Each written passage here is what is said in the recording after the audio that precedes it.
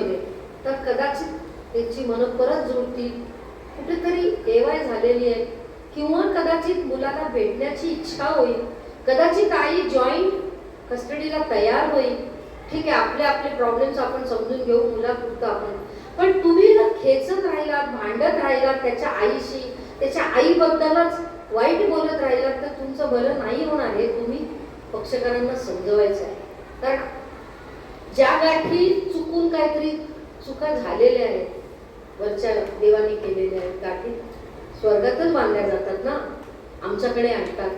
काहीतरी चुका झालेल्या आहेत, त्या चुका आपण दुरुस्त करायला हवं. साहेब किती मोठं काम दिलं आपल्याला, माहिती आहे, आपण देवाच्या वर आहोत. या गोष्टीचा अभिमान ठेवा, त्यात तोडायचा नाहीये. जमल्यास गाठी सोडायच्या आहेत. ज्या गाठी बसल्या आहेत स्वभावात, त्यांच्या वागणुकीत, तोडायच्या नाहीये, पण सोडायच्या आहेत. त्यांची भांडणं मिटवायची आहेत, आयुष्य सुरळीत करायचं आहे. हा वसा घ्या, असं मला म्हणायचं आहे.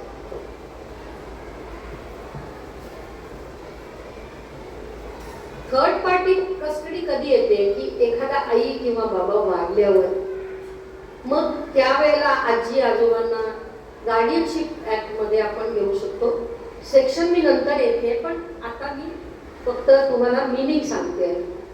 सोल कस्टडी म्हणजे पूर्ण बाळक माझे आहे, आईचा संबंध नाही किंवा बाबाचा संबंध नाही, किंवा आई एकटी आणि बाबा एकटा. It's very wrong. I don't agree with this. आईला बाबाला दोघांनाही भेटायची इच्छा असते मुलांची, ती कधीच सोडू नये. जाऊ दे रे, तुला पैसे नाही लागत, सोडून देस.